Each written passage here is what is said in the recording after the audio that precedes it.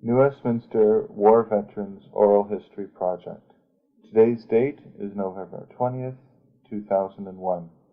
The interviewee is Mr. Mel Wolfe with the Royal Canadian Artillery 19th Field Regiment.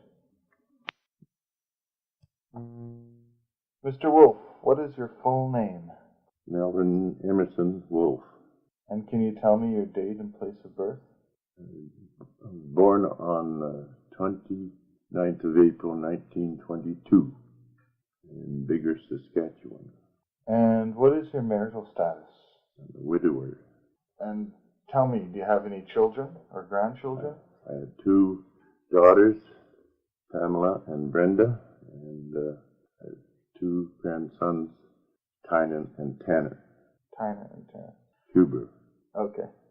And what about your parents? Where are they from? My parents were born in Listowel, Ontario. I don't know the year. Oh, that's fine. How did you get to New Westminster? How did I get to New Westminster? Yeah. Originally, I got to New Westminster while I was in the Army after taking basic training in Portage Prairie, Manitoba. I was moved out here and spent a couple of years. Later on, after the war, I moved. I was originally married in Winnipeg. Moved out here basically on our honeymoon, and lived in the West Coast practically ever since, except for a short stint in Northern Ontario when I was the manager of one of the Sears stores. And in 1959, came back to the Vancouver area and lived in, besides Vancouver, Surrey, Coquitlam, and then moved into New Westminster on or about 1983. Good, that's great. What is your current address?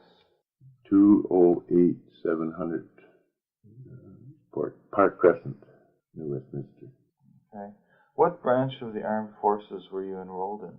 I was enrolled in the, to begin with, in the 59th Battery of the 21st Field Regiment, and later transferred to go overseas into the 63rd Battery of the 19th Field Regiment.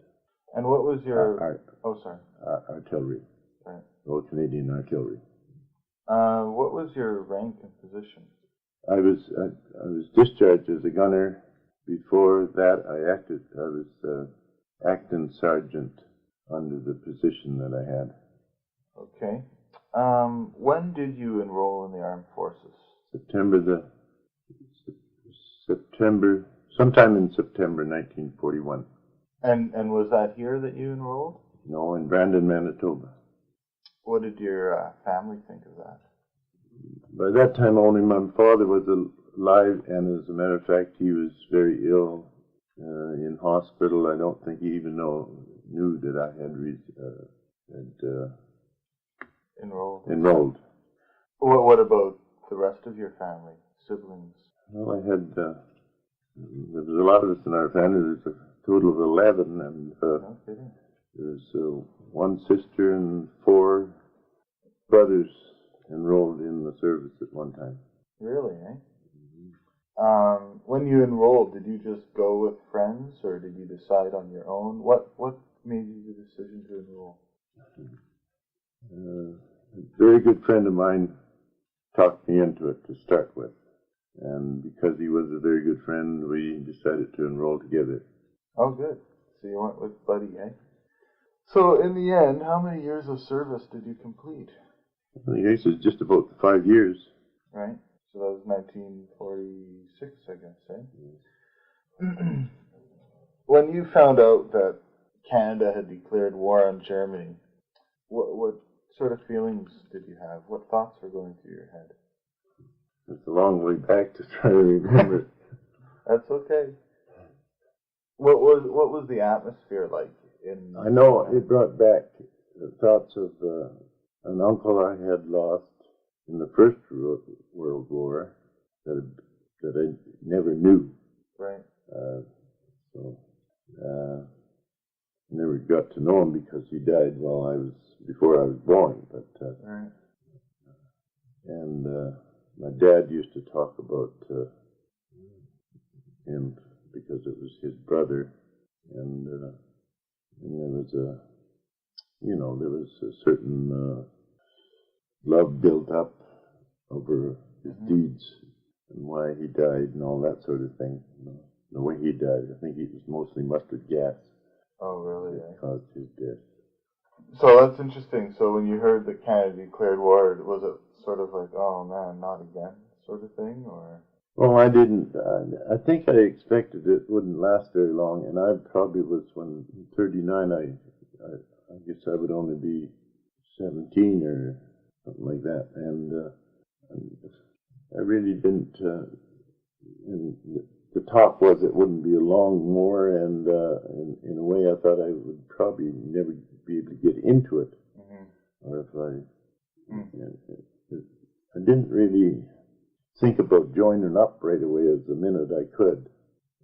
I just barely got out of high school, and I wanted to plant my feet into something different, of course, which took the opportunity of, for instance, I was quite a baseball player and hockey player, and I took that type of life away from me, and the minute I would join the army, so I never thought too much about having to go. I didn't put much emphasis in that it would someday come my time. But when I did go, I went. My family was quite the royalist, and it was like you're fighting for your homeland or your country, Right. which is more probably England than Canada in our minds in those days. So I had no regrets at the time of having to join up. I just went. I felt I had to do my duty sometime. So you volunteered then? I volunteered. Yeah.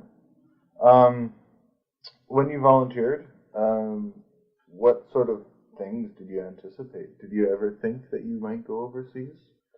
Oh, I think that's the first thing on your mind. As a young person, you think, oh boy, I'm going to see the world. And that might be a way of doing it. Right. Where did you get your training? Took basic training in Portage-la Prairie. After basic training, moved out here to New Westminster. We had no equipment to speak of. We had a few trucks and one old antique relic of a World War II or Boer War gun. I don't know what it was. It was just something that you could sort of practice on without firing, and we learned gunnery, rifle, Bren gun, all that sort of thing. That's spent most of our time with that in New Westminster, and our trucks were and equipment was actually stored right over here in Queen's Park. Oh yeah. We used to have to do guard duty, 2 hours on and 4 hours off for 48 hours all the time, and that was after that. Spent one winter here at camp up at where Vincent Massey School is now, or the senior secondary, and was moved to Nanaimo. We stayed in a tent camp halfway up Mount Benson. That was a horrible experience because it seemed like every few days a tent would burn down. No kidding. We'd have to run. I was in one of them. There's other people, of course, but one of them burnt down and I had to scatter for my life, or with these clothes, or just the clothes I had on, which was probably my underwear and everything else, because it's cold in those tents. We only had these coke burning wood stoves, or coke burning stoves, right, to keep them warm. How big were those tents? Ooh, I think they held about, each tent held about 20 people, I believe. It's a pretty big tent, eh? Well, a cot isn't very wide either. So they were packed in there pretty good. So take me through an average day in training camp. Maybe take when you were in Nanaimo living in? Well, again, we didn't have much equipment, so it was mostly rifle and that type of practice. I was transferred into the Signal Corps, so I got to learn the codes and the Morse code and the signal end of artillery. So I was glad to get off the guns. I had no desire to fire a gun. And most of our days were spent out in the field with a radio, or radios hooked up to lines, wires, whatever you want to call them, and we'd have to go. One person would be at a command post, and the others would be out in the field with their radios, and you would be talking back and forth using the lingo, the military lingo for different occasions. So learning, like these were exercises then? Right? Exercises. I spent most of my time doing that and learning the Morse code, which I got very efficient at. And basically that was it.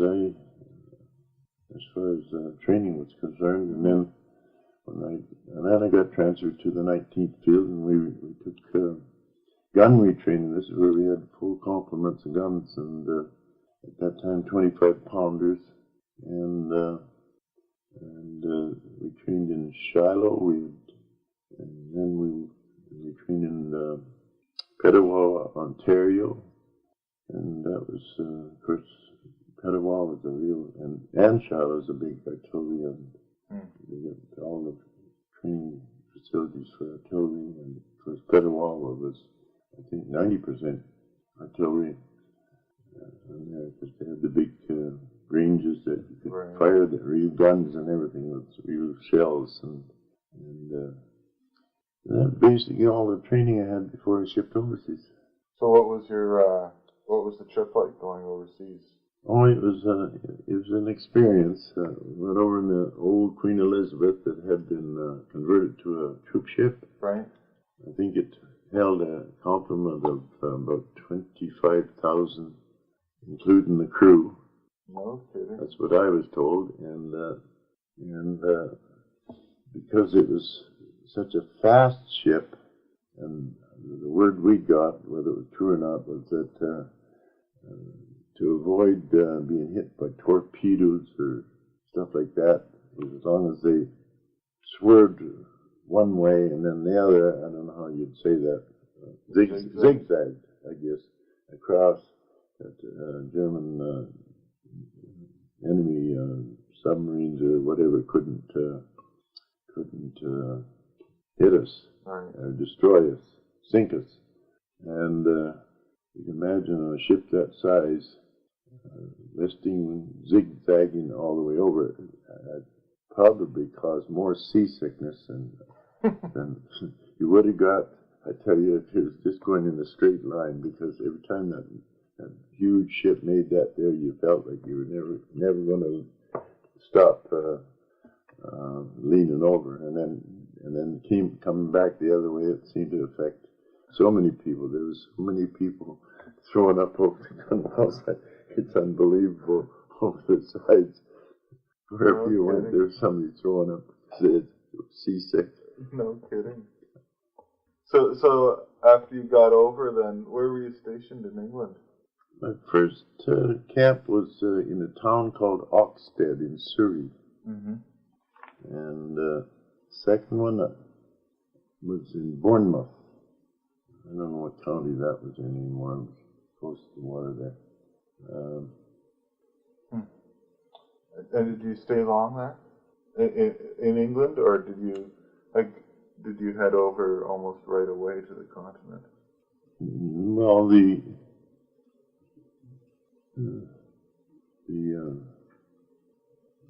Normandy, the D-Day began on June the 6th, 1944, and I went in on D-Day. Oh, you went in on D-Day? Yes. So tell me about that experience, going in. Well, you were with tanks then, or? No, we had the self-propelled artillery at this time. Right. We'd been one of the few. I think there's probably only 2 artillery regiments that received the self-propelled artillery, and it was a kind of a new version of being more, so they could be more mobile than the other type of artillery where you had to drag the guns behind trucks. Mm-hmm. This you could move off at any time very, very, very quickly to avoid being hit, and also to be able to destroy and pick out targets and hit and run, sort of. Right. And they proved probably the best. We were probably used more than any other artillery because we were so mobile. Right. But on D-Day, as far as D-Day concerned, I was with a party of about just the 3 of us to land on the beach as FOO, or Forward Observation Officer, a group. Oh, okay. And which consists of Abel, an ACK, myself, and a Hager. What's an ACK? Tell me. Well, he's a major's assistant for use in deploying the guns to fire at certain targets. And our job was to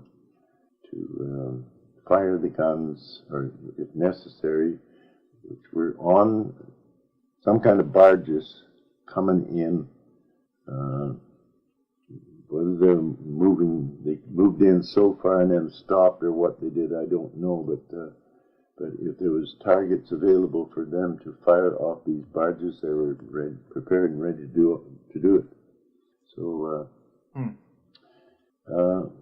and being the first FOO group to land, our job with the major in control was to fire the whole regiment. In other words, the 24 guns, if necessary, from the barges. And that was sort of to protect the infantry or the men? Well, whatever. If we could fire at other guns or troops or whatever, if we could get the opportunity to do that, we could fire from shore. We could spot the enemy, spot what we want to shoot at, give them the target, give them the elevations and whatever was needed, directions, and order fire. Right. They were prepared to fire off the guns coming in. We never used them. Didn't have to use them. It wasn't an appropriate target or whatever. I don't know. Right. But we didn't fire them.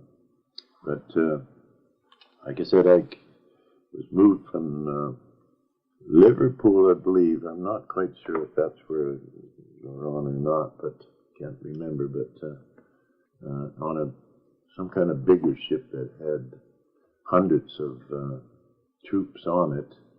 We moved out close to the Normandy beach. I don't know how, maybe 2 miles or a mile. I have no idea, but we were transferred onto landing craft from them. We had to come down rope ladders off the side of the ship and get in these landing craft to move in on shore. Oh, I see. And the first one who got on got put out of action. To this day, I don't know what happened, but all of a sudden we found ourselves going round and round in circles. They had lost their rudder, I guess, somehow, whether it was from a shell, because we were being shelled at, we were being fired at, and I had to transfer from that one. And I always say that the weather was probably our worst enemy on D-Day, because the winds were terribly high and the waves were unbelievable, 8 feet. And I had to transfer from one landing craft into another, and that was picking us up after we were unable to maneuver. And it just so happened it was a landing craft for the British commandos, and they came in shore on. Okay. Yeah. And then of course I was let off in water up to my waist almost. I was carrying a number 17 radio on my back. I had a Sten gun. I had hand grenades around my belt, and I had my full personal equipment, blanket and stuff in a pack sack on my back. So I was pretty heavily worn down. And the beach was just being cleared of mines by a tank with flails on it, like flares or flails, I think they call them, that beat at the ground to set off any mines that were there. And we followed one of these flailers up the beach on the path they made for us. It was clear of mines. And we managed to get up, not without an incident where I myself, the commando, who could run faster than me because he had less equipment, I guess, crossed in front of me, and he crossed in front of me, he got hit, and I stumbled over him, and bullets were hitting the sand beside me, but I pretended I was dead for a few seconds and then ran for the seawall, that 10 or 12 foot seawall that was and this meant that we were a little off base, but very little, maybe 100 yards off of where I was originally supposed to land anyway. Oh, I see. But, right. Next to the British commandos. Right. So after D-Day, you must have made your way through France and then up into Holland. Is that how it worked? Yes, France, Belgium, Holland, and then of course into Germany to finish it up. Right. But, lots of incidences happened all the way through. I had an awful lot of close shaves. Luckily, I came through it alive, but I got a couple of pieces of shrapnel, very small, and some of the old vets that listen to this would probably remember the moaning minis. The scariest thing in the world when they came at you. Oh, They were called moaning minis for a mortar type thing that the Germans had that used to fire at us. And we nicknamed them moaning minis because they made such a weird and ghostly sound, you might say, that would scare the pants off you. And so you got injured then? And yes, it's very slightly. I never went out of action for any of them. They were just very small pieces of shrapnel, one in my neck and one in my back, and one right here in my neck. But luckily, they didn't penetrate deep enough to put me out of action. And then I had a case in Holland where I was dispatching a message to another outfit 3 or 4 miles away. I don't remember how far they were, and a shell landed. I guess it was meant for me because there was nothing else there, and I was on the wrong road to start with, the road that wasn't supposed to be on, and I got blown off a motorcycle, thrown. My boot was ripped off from the stirrup, and I was thrown into the shrubby trees, and I hit my foot on some kind of tree. I don't know. I must have been flying through the air for 20 feet. Okay. 10 or 20 feet, something like that. And I landed with my toe hitting that tree, and the toe was damaged. I still didn't go out of action because I thought it was a little toe, and I thought it was just badly bruised, but it bothered me until it finally had to be amputated. They couldn't do anything with it. It was so badly broken up. How did the hospitals and how did the medics and stuff treat wounded soldiers? Well, I was only in the one after came back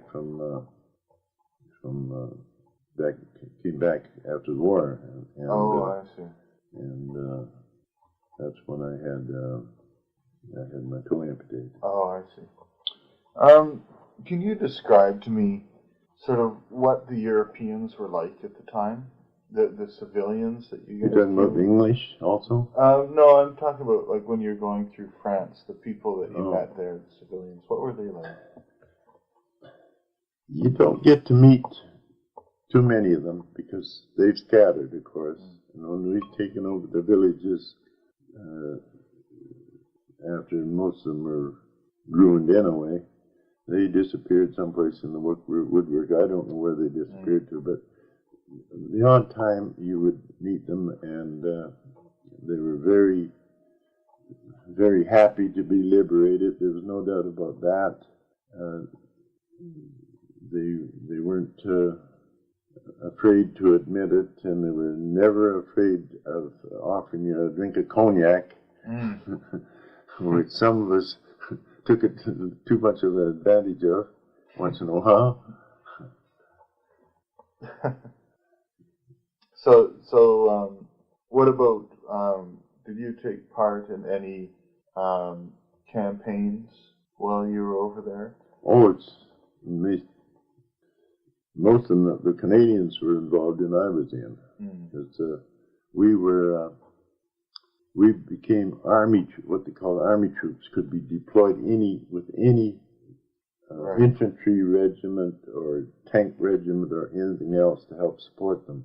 We didn't just go with the 3rd Division, which we landed with. So we were in almost all of them, in some way or other, we were deployed. So you must have been a part of the liberation of Holland then? Oh, absolutely. Yeah, I was there. And what was that like? Well, it was great because when you went through villages there after chasing the Germans away, they were very gracious, of course, and happy people. I guess Canadians, as far as Holland concerned, the Dutch people practically give all the credit to the liberations of the Canadians. And I know I spent on the 50th anniversary of the liberation of the Dutch. I was back in Holland for a big parade, and they treated us. It was very emotional because they treated us so well. Wow. They thought a lot of us Canadians. Why don't you just really briefly to tell me what your uniform and supplies were? You mentioned as you came on you had grenades around your waist, you had a Sten gun, a backpack. So was this what you had all the time? Well, we trained with that sort of stuff all through, but just our normal garb was just a plain old uniform, the old khaki uniform that everybody wore. And there's not much more to say for that. With that, everybody was dressed alike. That was for sure. There's no style. Right. How about this then? Describe an average day on the continent, if you can, if there's such thing as an average day. Like, what would your duties be? What would you do throughout the day? How would you operate? Because you were a signaler, right? Well, as far as I was concerned, 90% of the time I had earphones around my head, listening for messages to come through, or to relay messages from my major to the guns. Right. And so most of the time, I guess I spent doing that, and I slept with them on. Okay. And I got so that I could wake up if there was a message came through for me. Then I had to, but there was very few of them. But you got so used to having those earphones on, it was just a habit. Right. You know, it grew on you. And of course, we were prepared for anything and everything. There was something going on in the war all the time, and there were very few let-ups. So naturally, you had to be prepared if we were called upon to reconnoiter and find targets to support somebody up ahead there. A lot of the time, we were occasional roads that they needed us. Right. And we had to have close firing so that we could witness exactly where those shells were falling. We had, at times, the shells come down within 100 yards of our own troops just to beat the enemy back. Oh, really? There's all that kinds close, of that. eh? Yeah, there's all kinds of that. But like I said, we were very maneuverable with our guns, and we were used a lot for that reason. Just describe to me what your guns were mounted on and why that was maneuverable. Well, they were mounted on, you might say, if you cut the top off a Sherman tank, you've got exactly what they were mounted on. You cut the turret part off. We had the sides, and the guns were mounted right on top of I see. that somehow. I see. And so they go pretty fast then, too, eh? Oh, yeah, you could move them. I don't know how fast they get, 30 miles an hour or something they could move. I don't know. And did you spend your time in tents? Is that how it worked when you were on these campaigns? Or barracks? Or how did that work? I never had a tent. I slept on the ground or in a slip trench or under the tank I had half track most of the time. I used to what they call the half track. And you'd find a safe place under the vehicle with your headphones on, an extension from the radio that was in the tank, or which was in the half track, and you'd go to sleep as well as you could. And either under, sometimes, a lot of the time in slip trenches. Right. Where you dig yourself down, and in most cases it was somebody else that dug them, and they just used them. Right. There were people that were there before, kind of thing. Mm-hmm. Oh, I see. What about mail service? Did you write letters or receive letters? Oh yes, I received dozens of letters. Packages. My girlfriend back home and my sisters all wrote. We got mail just very fast. So they were good with that, hey? Very good. Yeah. Guess it was good for morale, hey? Oh, certainly. Yeah. So did you look forward to things like that? Oh, you bet you do. Yeah. And it's one of the first things you waited for every. I can't remember how often a week that the mail was delivered. Maybe it was every day in some cases, but it depends. Like I would be up at the front with the infantry a lot of the time, so it was only when I got back to my guns where I would receive any mail. So sometimes there'd be 3 or 4 letters waiting for me there. Right, yeah. Right. And so when you were up with the infantry, would that be over a period of days then? At times. Yeah.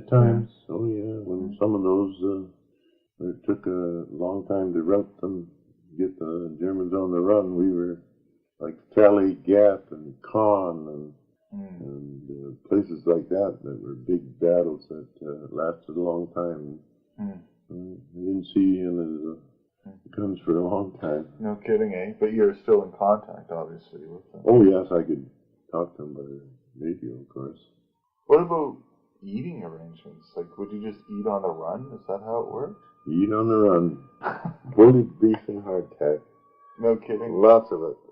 And we had the oxtail soup that they had rigged up some way so that you could pull the tab on it, and there was something that started this singing at Peter. I loved oxtail soup. I never got tired of it.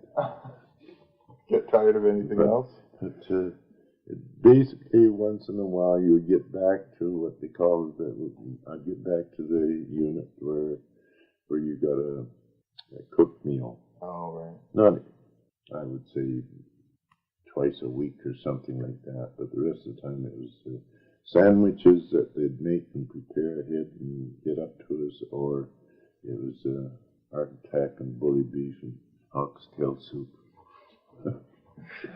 Right on. What about, did you ever go on leave while you were in the service? Or while you were on the continent? Oh, in England, we all had leaves, chances for leaves. I spent most of mine, I saw a great bit of London and Yeah, just now, moving right around. now I can't think of the name of the places. Yeah. Leeds, I remember Leeds. What sort of things would you do while you're on leave? Look for women and pub crawl. Yeah. Pretty much try to relax as much as possible. That's right. And would you go with friends, or would they just send you, sort of thing? I never went on one leave without a group of friends. Yeah. We would go on, I guess, 3 or 4 at the least. Yeah. At the time. And that way you had more fun, you know. Yeah. You always had company, whatever you did. And would they keep you in? Would they give you a place to billet you to places, or? Oh no, you had to pay for your own. Oh, you did. Hotels or whatever. Yeah. Huh. What about your social life while you were on the front lines, or not necessarily the front lines, but on the continent, not on leave? Was there a social life? Would there be entertainment, or? There was entertainment, I understand, brought over Canadian singers and whatnot. There was a certain amount of, I didn't ever get the chance to see any of them while we were in action anyway. Right. After the war, yes. But not, and of course there was shows when we were in camp in England. There was always something you could go to. Mm.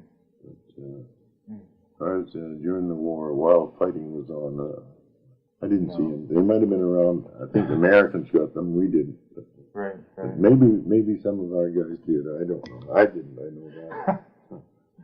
What about your commanding officer? What sort of relationship did you have with him? I had a wonderful, especially with my first one, Major Stronach, who I went in on D-Day with. He's a wonderful guy. Yeah. He got promoted to colonel, and he took over charge of some other outfit. Mm-hmm. And I got Major,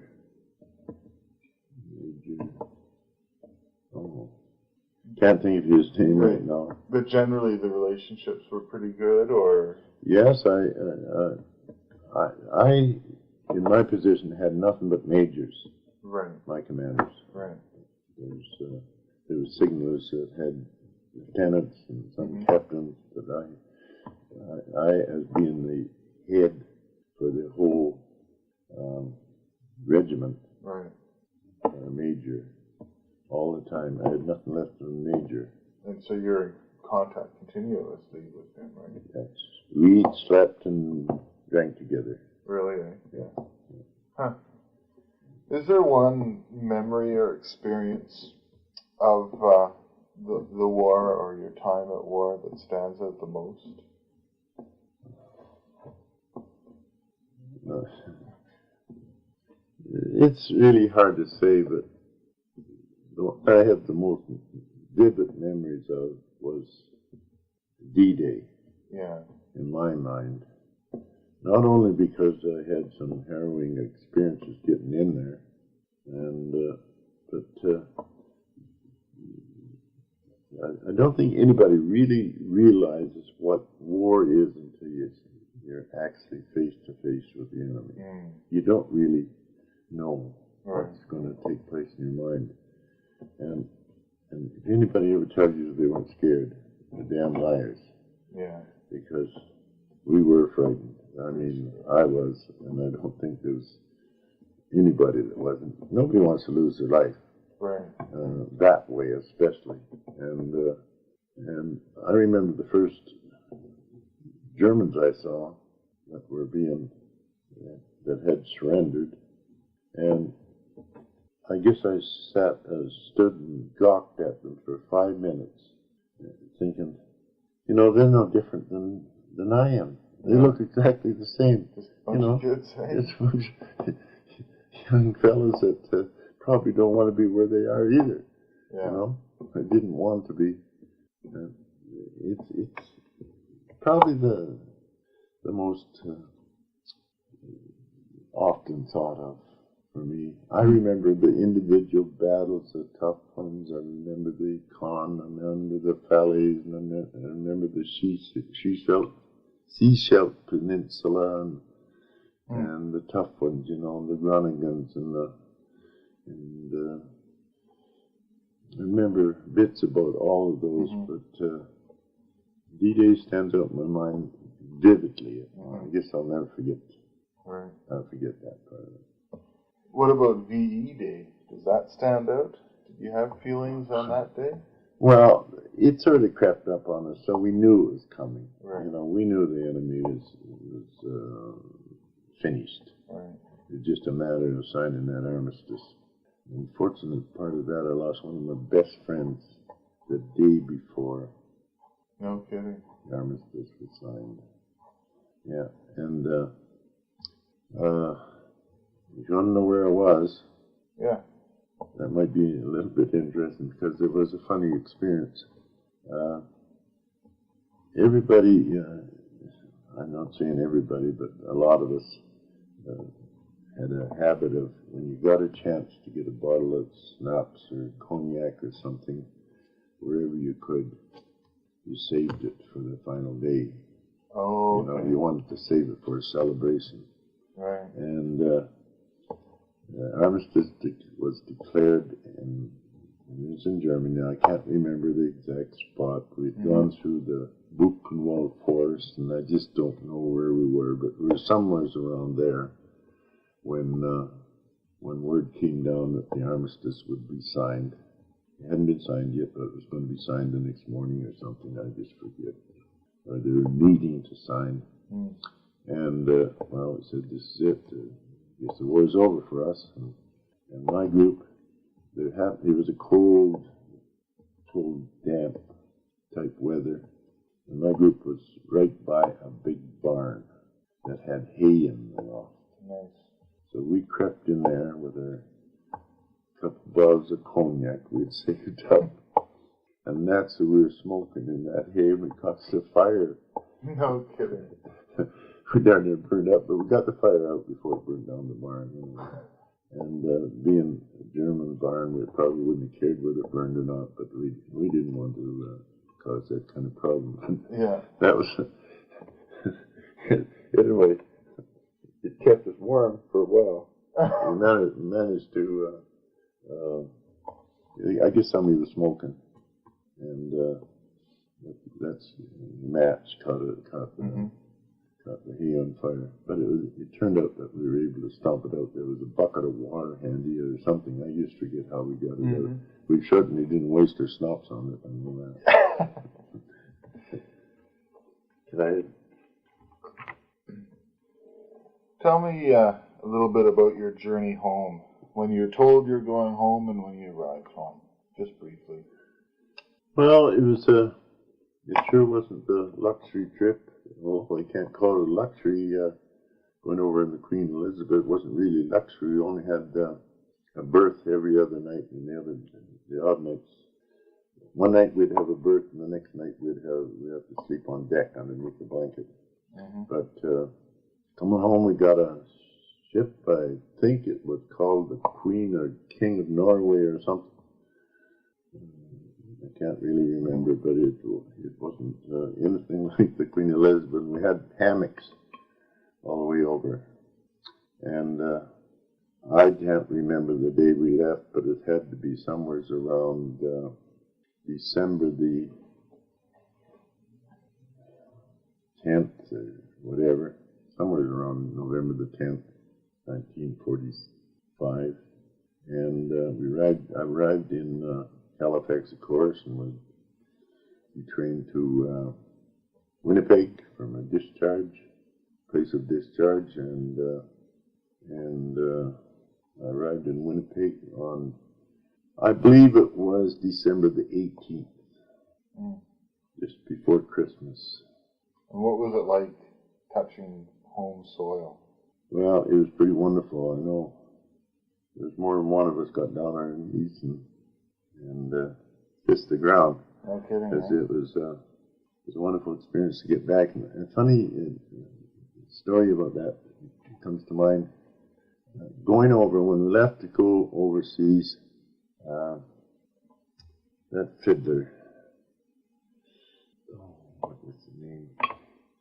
Anyway, he's such a well-known from Nova Scotia or someplace. They had a program for years after the war, and that started even before the war. And as we left Halifax, got out of radio range, he was playing, and I was coming back into Halifax Harbour, or quite a long ways before Halifax Harbour itself. We heard the same band playing. No kidding. And I wish I could think of the name of them. That's okay. But arrived in Winnipeg, of course, like I said, and my sweetheart met me at the train, at the depot, and we courted for 4 months after that, and then got married. And came out here. And they came out to Vancouver. Get away from the snow, eh? Yes. What were people, the civilians in Canada, like to you soldiers when you came back? I don't know, really. I can't remember ever talking too much with many people that weren't somehow attached to the forces, and we really didn't have anything to talk about. But and I think the appreciation is shown more today than it was then. Right. Even though they were different, because everybody in some way was involved in the war, whether they were in the fighting forces or at the home front. Everybody had something to do, and everybody was involved. I don't remember getting asked any questions. And as a matter of fact, when I arrived in Winnipeg on December the 8th, I went to my uncle's in Brandon, Manitoba, for Christmas, and I don't think one of them even asked what I did. Really? You know, they didn't seem to care or whatever. There was a different feeling. I think there's more of a feeling of appreciation or whatever you want to call it today than there was then. But like I said, everybody was involved in some way, and I guess unless you talk to your old comrades in arms, you really had nothing to talk about. Right. I know my feeling was that after I tried to establish myself, that I'd missed 5 years of my life that I wish I hadn't. Right. Because, you know, you don't get established very fast. One of the last ones to come home, no jobs, very few jobs. I took training in, I got the opportunity to take training in upholstery, and I latched onto that. I think it started out at 50 cents an hour, and within a year, I guess I was up to about $1 an hour, something like that. But, what about the military? Do they provide you with anything? I'm on a pension type thing, and I can't praise the Department of Veteran Affairs enough. I think they're more than fair to veterans that are in need, and of course our Legion has had a lot to do with that. Right. Do you belong to any veterans organizations? I belong to the Royal Canadian Legion. I've been with them for, well, altogether close to 50 years. But I was on the executive of different legions, but the longest period of time was with our branch number 2 here in New Westminster. I think I was 22 years on the executive, one way or the other, and I served as second, first, and president for 3 years. And I still take a a role in doing whatever I can for the Legion. What does it mean to you to be a veteran? I don't. It's hard to explain what it really means, but it's given me a. I think there's a different slant on life than other people would have. That I'm a volunteer, anything and everything. Right now, I volunteer at the school here. I volunteer at George Derby Hospital. I volunteer as the president of our Legion Manor, and I'm forever looking for something to volunteer to do, but mainly to do with children. I love working with children and the vets. Right. My old comrades up at George Derby Hospital. I get along great with them, and so basically that's about it. I can't say much more about that end of it. Your question was, what does it mean to be a veteran? What it means to be a veteran. But that's good, No, I don't know whether being wanting to volunteer at the school, for instance, where I'm a mentor and helping the tech ed shop, for instance. I just like doing that because maybe it's because it's part of what I learned in life in the woodworking industry and the upholstery industry. But it's given me an opportunity to do something, and because it's kids, it wouldn't matter whether it's kids or adults or what it is.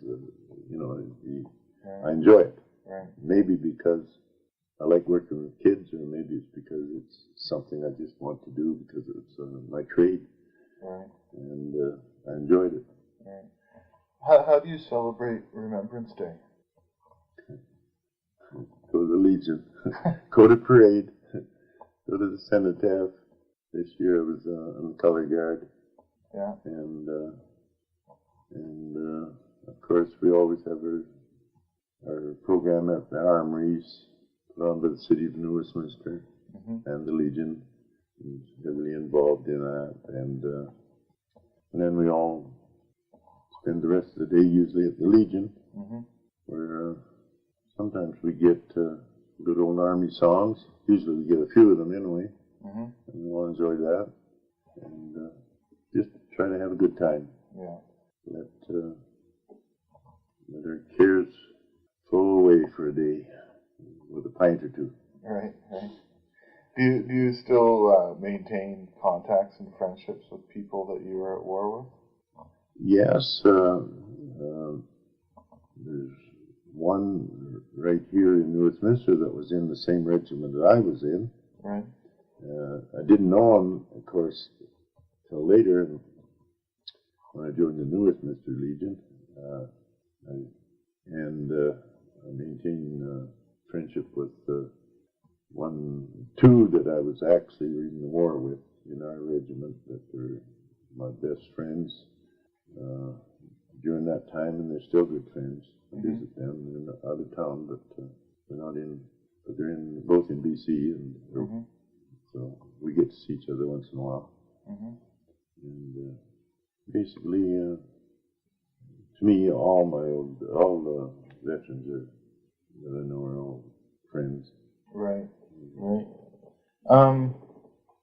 I think that's it for the interview. What about, do you think there's something I've missed or something else that you'd like to talk about? Boy, you talked me out of that one, I think. Okay. Well, it's not. No. I can't think of anything I could add. Okay. Unless you asked a specific question that hasn't been asked. I can't think of anything. Good. Well, thank you very much, Mr. Wolfe. I appreciate that. You're welcome. I enjoyed doing it for you. Good. Thank you.